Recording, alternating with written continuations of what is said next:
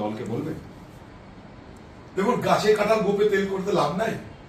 আমাকে কেউ বলেনি, আমার এমনি মাথা ব্যথাও নাই, কিন্তু তার সম্পর্কে বলে রাখলাম যে সে এই কাজগুলো করেছে। তাকে প্রথম আমি কংগ্রেস দলের টিকিট দিয়ে জেলার পক্ষ থেকে, আমি মানে কি, আমি যেহেতু জেলার সভাপতি ছিলাম, কংগ্রেস দলের টিকিট দিয়ে তাকে জিতিয়েছিলাম, আবার তাকে হারিয়েও ছিলাম। বলেছিলেন যদি জঙ্গি ঢোকানো হয় তাহলে মমতাজি নিজে ঢোকাচ্ছে। বিএসএফ কে টার্গেট করেছিলেন যে জঙ্গি ঢোকাচ্ছে বিএসএফ, কিন্তু যদি এটা করা হয় তাহলে মমতাজি নিজে জঙ্গি ঢোকাচ্ছে বলে আমি মনে করি। তিনি বলে দিক যে কোন বিএসএফ করে তাকে গ্রেপ্তার করা হবে। বিপদে বলে বিএসএফ কে মমতা ব্যানার্জি ডাকতে যাই, তার প্রমাণ আমি নিজে জানি। সামসের ঘর চিঠি দিয়ে বিএসএফ কে ডাক্তার মুখে বললে বিএসএফ আসে না। বিএসএফ মমতার ক্যাডার নয় যে বললাম এই 4টে বোম নিয়ে চলাই আর বিএসএফ চলে এলো, এটা হয় না। বিএসএফ কে চিঠি দিয়ে চালাতে হয়। মমতার দিকে চ্যালেঞ্জ করছি, বিএসএফ কে আপনি গত দাঙ্গার সময় এই মুর্শিদাবাদে মোতায়েন করেছিলেন লিখিতভাবে সরকারিভাবে চিঠি দিয়ে, হ্যাঁ কিনা বলুন, আপনি ক্ষমতা আছে? আজকে বিএসএফ কে অভিযুক্ত করছেন কেন? এই বিএসএফ কে তো বিপদে করে ডাকতে হয় আপনাকে। বিএসএফ কোনো পার্টি না, বিএসএফ দেশে সামরিক বাহিনী কোনো পার্টি না, সামরিক বাহিনী দেশে। আপনি হোক, বিজেপি হোক, যে কেউ হোক, সামরিক বাহিনীকে, বিএসএফ কে, আমাদের কেন্দ্রীয় বাহিনীকে যদি পার্টি বলে চালানোর চেষ্টা করে আমরা তার বিরোধিতা করি এবং করছি। আপনি আপনার অপারেশন সিঁদুর নিয়ে এবার আমরা দেখছি যে বিজেপি সারা দেশ জুড়ে প্রচার তৈরি করছে এবং এটা মোদীর সাফল্য হিসেবে তুলে ধরছে। তিনি বাংলাতেও এই বিষয়টি তুলে ধরবেন, খবর আসছে। করতে পারে, কিছু করার না। সারা দেশ জুড়ে প্রচার হচ্ছে, বাংলাতে প্রচার করবে। এটা আমাদের কিন্তু পার্টির প্রোগ্রাম। ভারতবর্ষের প্রধানমন্ত্রী কোথায় যাবে না যাবে সেটা তার ব্যাপার। অপারেশন সিঁদুর নিয়ে সারা দেশ জুড়ে আলোচনা। সেখানটাই বিজেপি পার্টি, যেহেতু তারা সরকারে, তারা বরাবর এই কাজটাই করে। যখন উড়ির ঘটনা হয়েছিল, সার্জিক্যাল স্ট্রাইক, এই বাহাদুরি তারা নেবার চেষ্টা করেছে। বালাকেটেও একই ধরনের কৃতিত্ব নেওয়ার চেষ্টা করেছে, আবার অপারেশন সিঁদুরও নেবে। এটা এই প্রতিযোগিতায় এই সরকার সবসময় শ্রেষ্ঠত্বের দাবি করে ভারতবর্ষের মানুষকে বোঝাতে চাই যে আমরাই একমাত্র কৃতিত্বের অধিকারী। এটা কৃতিত্বের যুদ্ধ, war of credit. Kolkata high court জানিয়ে দিয়েছে। কলকাতা হাইকোর্টকে, বিচার ব্যবস্থাকে, ন্যায়ালয়কে অজস্র ধন্যবাদ। তাদের আন্দোলনের পাশে আমরা আছি। একমাত্র বিচার ব্যবস্থার কাছে এখনো মানুষ যাচ্ছে বাংলায়। এই বাংলায় আর কোনো ব্যবস্থার প্রতি মানুষের কোনো ভরসা নাই, না পুলিশ না প্রশাসন। একমাত্র বিচার ব্যবস্থাকে বাংলার মানুষ মনে করে তাদের রক্ষাকর্তা। তাই তার এই যে আজকে যে বিচার ব্যবস্থার সিদ্ধান্ত, এই সিদ্ধান্তের সম্পূর্ণ শুধু সমর্থন নয়, প্রশংসা করতে চাইছি। বিচার ব্যবস্থা বাংলাকে বাঁচানোর জন্য সবসময় বাংলার বঞ্চিত নিপীড়িত মানুষের পাশে থাকার বার্তা দিচ্ছে। এখানে একটা প্রশ্ন উঠছে কি বাংলাদেশ আবার মিনি পাকিস্তান হয়ে উঠছে? হতে পারে। দেখুন, চীন, পাকিস্তান, বাংলাদেশ নতুন অ্যাক্সিস তৈরি হওয়ার চেষ্টা করছে, সঙ্গে মায়ানমার। চীন, পাকিস্তান, বাংলাদেশ অ্যাক্সিস। অর্থাৎ আমাদের যেমন লাদাখ আছে, কাশ্মীর আছে, ঠিক পাশাপাশি আরেকটা ফ্রন্ট চীন চাইছে আমাদের পাশে তৈরি, সেটা বাংলাদেশ, তার সঙ্গে মায়ানমার। অতএব আজকের দিনে ভারতবর্ষের পশ্চিম সীমান্ত অনেক বেশি সুরক্ষিত, সেখানে অনেক বেশি নজর, সেখানে অনেক বেশি সামরিক বাহিনী মোতায়েন। পূর্ব প্রান্ত মানে বাংলাদেশ সীমান্ত, মায়ানমার সীমান্ত অনেক বেশি ভেদ্য, সহজে যেখানটায় প্রবেশ করতে পারে তারা। অতএব আমি মনে করি যে ভারত সরকারের এই মুহূর্তে উচিত যে আমাদের ইস্টার্ন ফ্রন্ট তাকে অত্যন্ত গুরুত্ব দেওয়া, অত্যন্ত গুরুত্ব দেওয়া। কারণ আপনারা জানেন এটা স্ট্র্যাটেজিক এলাকা হচ্ছে সিকিমের পাশে শিলিগুড়ি, চিকেন নেক কে উপরে পাকিস্তান, বাংলাদেশের মাধ্যমে চীন, বাংলাদেশের মাধ্যমে দুর্বল করার জন্য লালমনিরহাটে এয়ারফোর্সের আবার নতুন করে বিমান ঘাঁটি তৈরি করছে। আমি খুবই চিন্তিত।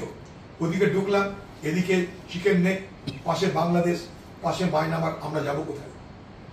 এবং আগামী দিনে যেমন জম্মু, পুঞ্চ, রাজৌরিতে সেল পড়ছে না, এরকম না হয় আগামী দিনে মুর্শিদাবাদ, মালদা, দিনাজপুর, নদিয়া, 24 পরগনার উপর থেকে সেল এসে পড়ছে। দেখতে না হয় আমাদের। এটা সরল ব্যাখ্যা, যোগ্য বা অযোগ্য।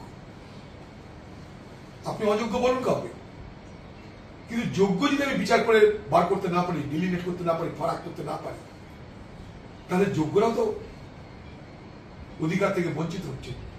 সেইটার ফয়সলা না হওয়া পর্যন্ত শুধুমাত্র অযোগ্য বলে দিয়ে কাউকে যদি সেখান থেকে ডিলিট করে দেওয়া হয়, তাহলে যোগ্যদের কি হবে, এটাই আমার দুশ্চিন্তা। আমি এই কারণে বলছি আর একটু মানবিক ভাবনা থেকে করা দরকার। কারণ দুর্নীতিটা করেছে সেখানকার সরকার, সেখানকার প্রশাসন, সেখানকার মন্ত্রী। অপরের অপরাধে, অপরের দোষে আমি কেন দোষী হব, এটা যারা যোগ্য প্রার্থী, যারা যোগ্য শিক্ষক শিক্ষিকা, সে সব ক্যাটাগরি শিক্ষক শিক্ষিকা, সি ডি, সব সর্বত্র শিক্ষাকর্মী সকলের একটাই দাবি। কারণ এটা চেন রিয়াকশন আছে। যারা কিছু জানে না, অযোগ্য হওয়ার কারণে তাদের সকলের চাকরি থেকে চলে যেতে হয়েছে। যোগ্য হওয়া সত্ত্বেও চাকরি নাই, অযোগ্য হওয়া সত্ত্বেও চাকরি নাই, তাহলে কোথায় যাবে তারা? যোগ্য অযোগ্যের মধ্যে ডিস্টিংশনটা কমে যাচ্ছে। রাজ্য সরকারকে বরং চাপ দেওয়া উচিত যে তুমি যোগ্যদের তালিকা একটা নির্দিষ্ট সময়ের মধ্যে হাজির করো। রাজ্য সরকার মনে করলেই পারে। এই জন্য বলছি কথাটা। পদত্যাগ করতে পারেন, এই ডেভেলপমেন্টটাকে কিভাবে দেখছেন? মোহাম্মদ ইউনূস পদত্যাগ করতে পারেন, তার কারণ বাংলাদেশের মধ্যে অন্তর্দ্বন্দ্ব তীব্র থেকে তীব্রতর হচ্ছে। সেখানে দুটো শক্তির মধ্যে লড়াই চলছে। একটা জামাতে শক্তি, যারা কট্টরপন্থী, আর যারা এখনো বাংলাদেশকে বাঁচিয়ে রাখবার জন্য গণতন্ত্রের কথা বলছে। এই দুই শক্তির মধ্যে ব্যালেন্স করবার চেষ্টা করছে সামরিক বাহিনী। কিন্তু সেখানটাই আওয়ামী লীগকে ঢুকতে দেওয়া হবে না বলছে। কিন্তু একটা দেশের গণতন্ত্র রক্ষা করতে যারা নির্বাচনে বিশ্বাস করে তাদের সকলের সুযোগ দেওয়া উচিত। আওয়ামী লীগের নেত্রী শেখ হাসিনা, তার বিরুদ্ধে ক্ষোভ থাকতে পারে, কিন্তু শেখ হাসিনার জন্য কোটি কোটি মানুষ তো ভোটও দিয়েছে, তাদের তো কোনো অপরাধ নেই। তাহলে তাদেরকে কেন আপনি নির্বাচনে অংশগ্রহণ করতে দেবেন না? সেই জায়গাটাই চেষ্টা করছে সেখানকার কট্টরপন্থীরা। ইউনূস তাদের লোক, ইউনূস চীনের দালাল। তাই ইউনূস সরে যাওয়াটা আমাদের দেশের জন্য ভালো বলে মনে করি আমি। সেখানে সামরিক বাহিনী কি করে তা জানি না। যদি সামরিক বাহিনী সেখানটাই জিয়ার মতন হয়, জেনারেল জিয়ার মতন, তাহলে আমাদের দেশের পক্ষে ক্ষতিকারী হবে। আমরা আশা করব বাংলার মানুষ, অন্তত বাংলাদেশের মানুষ, তারা এত অভিজ্ঞতার পর নিশ্চয়ই ভারত এবং বাংলাদেশের মধ্যে আমাদের যে আত্মীয়তাপূর্ণ বন্ধুত্বপূর্ণ সম্পর্ক, সেটাকে রক্ষা করার জন্য যা যা করার তা করবে। আমরা বাঙালি, বাংলাদেশের মানুষরা বাঙালি। বাঙালি হিসাবে আমাদের উভয়ের মধ্যে যে আবেগ, যে ভালোবাসা, যে আত্মীয়তা আছে, আমরা সেটাকে রক্ষা করতে চাই, অটুট রাখতে চাই। কোনো কারণেই সে ওপার বাঙালি হোক, এপার বাঙালি হোক, আমরা কট্টরপন্থীদের শিকার হতে চাই না। সমস্ত জায়গা ঘুরতে, সেই জায়গায় বিজেপি বলছে এটা পলিটিক্যাল একটা পর্যটন, এর বাইরে কিছু নয়। কিন্তু তারা বলছেন যে ওখানে গিয়ে তারা মমতা বন্দ্যোপাধ্যায়ের পক্ষ থেকে পাশে থাকার বার্তা দিচ্ছেন আক্রান্ত নিহতদের পরিবারদের। ব্যাপারটা কি জানেন তো, মনে করুন দুর্গাপুজো যদি আসে, নতুন জামা কাপড় পরতে হয়। কালী পুজো এলে পটকা ফাটাতে হয়। আর দুর্গাপুজো হয়ে যাওয়ার পর, কালী পুজো হয়ে যাওয়ার পর 6 মাস পর যদি আপনি দুর্গাপুজোর মন্ত্র ফুঁকতে যান, সে তো বেমানানি হয়।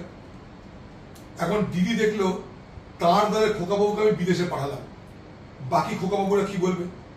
আরো না তোমাদের বিরক্তি তৈরি হচ্ছে। কারণ আরো তো যোগ্যতার লোক ছিল ওখানটায়, যোগ্যতা তো কোনো অভাব ছিল না। আমি তো আগে বলেছি ডেডেক ব্র্যান্ড, ওই যে একজন যে ঘোষ, সাগরিকা ঘোষ আছে, তারপরে মহুয়া মৈত্র।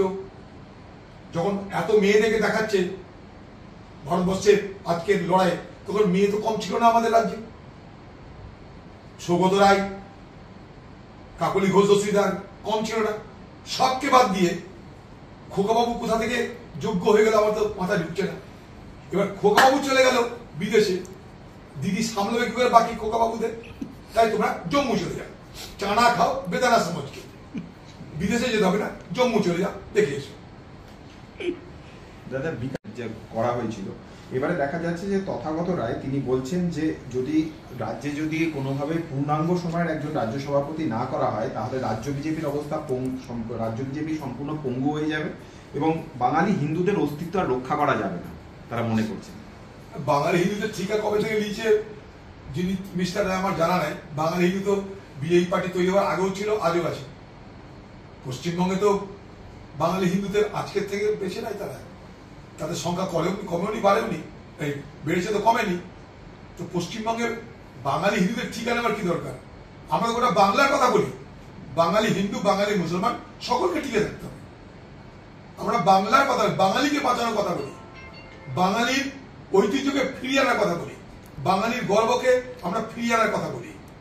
পশ্চিমবঙ্গ শেষ হয়ে যাচ্ছে, আমরা তাকে উদ্ধার করার কথা বলি। এখানে বাঙালি হিন্দুকে বাঙালি মুসলমানকে এই বিচার করার নামে আরো বাংলাকে দুর্বল করা হবে বলে আমি মনে করি। কারণ এই বাংলা রবীন্দ্রনাথের বাংলা, এই বাংলা কাজী নজরুলের বাংলা। দাদা আপনি